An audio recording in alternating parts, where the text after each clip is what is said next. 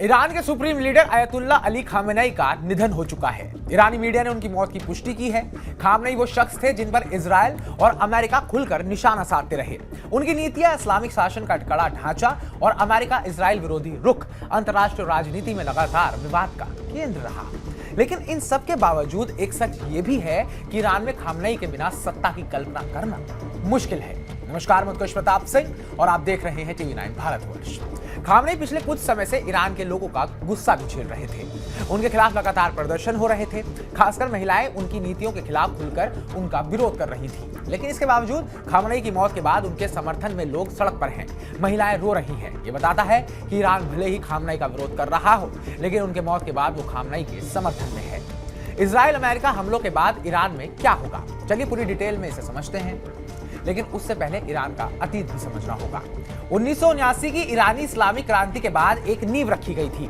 उसी क्रांति ने एक ऐसा पद बनाया जो दुनिया के ज्यादातर लोकतंत्रों से बिल्कुल अलग था, रहबर ए आला यानी सुप्रीम लीडर। यह पद सिर्फ देश की राजनीति का प्रमुख नहीं बल्कि सर्वोच्च धार्मिक मार्गदर्शक भी है। यही दोहरी भूमिका इसे राष्ट्रपति से कहीं ज्यादा ताकतवर बनाती है। सेना, विदेश नीति, खुफिया एजेंसियां, न्यायपालिका, राज्य मीडिया, इन सभी पर अंतिम निर्णय का अधिकार सुप्रीम लीडर के पास होता है। राष्ट्रपति सरकार चलाता है, लेकिन व्यवस्था की असली चाबी सुप्रीम लीडर के हाथ में रहती है।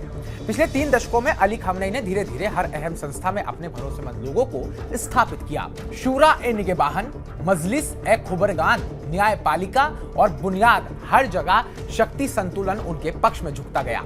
ऐसा नहीं है कि खामेनेई की मौत हो गई तो ईरान में सब कुछ बदल जाएगा।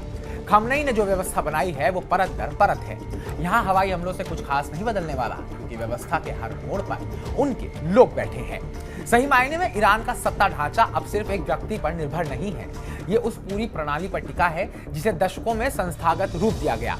यही वजह है कि खामेनेई के बाद भी ये कुर्सी और व्यवस्था तुरंत कमजोर पड़ती नहीं दिखती, क्योंकि ताकत व्यक्ति से ज्यादा संरचना में होती है। आसान भाषा में कहें तो खामेनेई की मौत के बाद ईरान में गृह युद्ध, ईरानी सेना के अंदर बगावत, नए कट्टर गुटों का उभरना, पूरे मिडिल ईस्ट में अस्थिरता, ईरान का शरणार्थी संकट जैसे संकट देखे जा सकते हैं। इसके अलावा अमेरिका में भी इसका प्रभाव देखने को मिल सकता है। कुछ अमेरिकी नेताओं ने चेतावनी दी है कि इसका असर इस राष्ट्रपति कार्यकाल से भी आगे तक जाएगा। हो सकता है कि अमेरिका की सेना अफगानिस्तान की तरह ईरान में फंस जाए। इसके साथ ही अमेरिका में भी ट्रंप के फैसले पर सवाल उठ रहे हैं। विपक्ष का कहना है कि बिना मंजूरी के युद्ध शुरू किया गया और खतरे को बढ़ा चढ़ाकर दिखाया गया। इसे जॉर्ज बुश के इराक युद्ध जैसी हालात दोहराना माना जा रहा है। कुछ रिपब्लिकन नेता भी मानते हैं कि यह फैसला जोखिम भरा है। अभी युद्ध चल रहा है, ये कब खत्म होगा इसके बारे में अभी कुछ नहीं कहा जा सकता। लेकिन इतनी बात तो साफ है कि अब मिडिल ईस्ट एक नए संकट से जूझ रहा है, जिसका असर शायद पूरी दुनिया पर देखने को मिले। तो हमारी इस पूरी रिपोर्ट को लेकर आपका क्या कहना है? क्या ईरान शांति की ओर बढ़ेगा या फिर मिडिल ईस्ट में अस्थिरता और बढ़ जाएगी और ये युद्ध कब तक चलने वाला है? कमेंट बॉक्स में कमेंट कर अपनी राय जरूर दीजिएगा। बाकी ताजा अपडेट्स पाने के लिए TV9 भारतवर्ष को सब्सक्राइब कीजिएगा।